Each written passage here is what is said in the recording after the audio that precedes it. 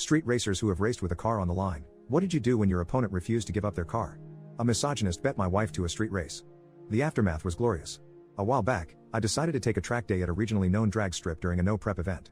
For those who don't know, no prep means that the racing surface is left unprepared to simulate normal street conditions. My partner and I took 2 pickup trucks with two-car trailers, with 3 cars in them along with tools, spare wheels with tires on them, etc. I brought my 1996 Honda Civic hatchback. Without going full car nerd, it has an engine swap and a lot of work done. It's quite fast for a Honda but really just a toy. I also brought my Nissan Laurel, which is imported from Japan and was never sold in the United States. The car is primarily a drift car, but with 30 minutes of work it can be changed over to a drag setup. My buddy brought his 1996 Mitsubishi Eclipse GSX. We were running all day making small wagers with those at the track, and together we were up just over 20k on the day from wagers. Around 8 p.m., with the track closing at 9 p.m., I had the biggest of Chads approach me. He engages in the typical smack talk about how my cars are slow and how incredible his car is, yada yada yada. After being goaded numerous times, declining a 10k race and really just trying to pack up for the day, this Chad decided to insult my wife in a rather derogatory and misogynistic way. The comments were disgusting and about how a woman doesn't belong on a racetrack. I thought for a second before responding. Then I said to our entitled prick, "Since women don't belong on the racetrack, why don't you race her in the Laurel?" He responds with, "10k bro, that's easy money, let's go." I tell him, no, if you're racing her, it's going to be for titles. He says, "Hell yeah. I'll take your car," and starts laughing and further insulting my wife to his cronies. So we shook hands, pulled out paperwork and found a track official to hold both sets of paperwork before getting ready for the run. One single quarter-mile race for both cars. The tree turned green and they blew off the line. Chad pulled slightly ahead out of the gate and you could just feel the misogynistic comments he was saying to himself as he flew down the track. About halfway down the track, my wife caught up to him and surpassed him, finishing the race with enough room to parallel park an F-250 between them.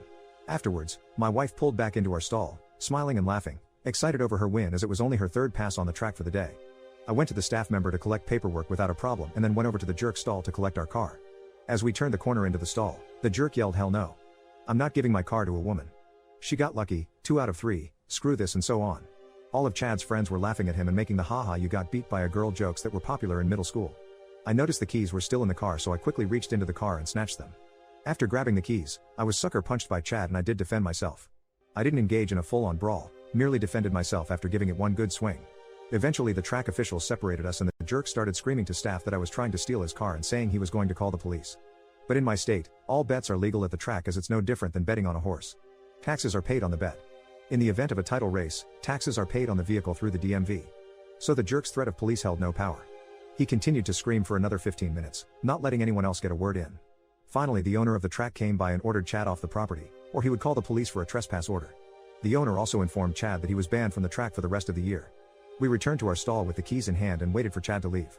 Having no choice, he eventually left without the car. A few days later, I was served with a $100,000 lawsuit from him. Turns out Chad had taken a $100k loan to build this race car and still owes almost all of it.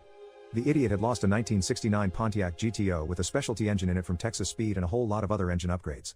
The engine alone retails for $45,000.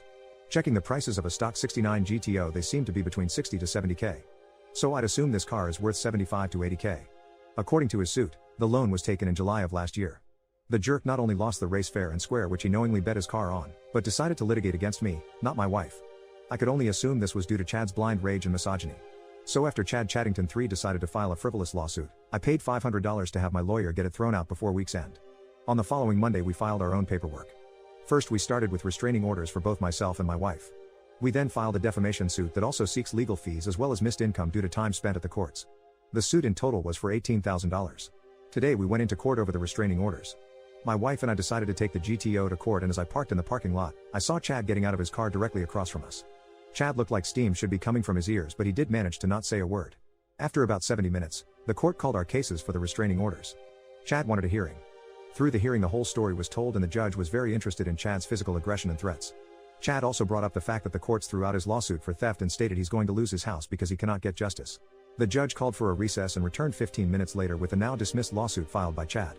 According to Chad's lawsuit, he was forced into the bet via threats of violence. After about 15 minutes of Chad explaining how he was in fear for his life as I threatened him repeatedly, it was now my attorney's turn to speak. You see, on all of my cars except the Honda, not only do I have dash cams, but I have Blackview systems. Essentially it records inside and outside audio along with 270 degrees around the car, and the interior. We had this footage available in court. The footage directly contradicted Chad's sob story. After the video finished playing, the judge ruled for 3-year restraining orders against Chad for both myself and my wife, a $5,000 settlement, and he found Chad in contempt of court for perjuring himself. Chad was sentenced to 7 days in county lockup and a $3,000 fine for his lies.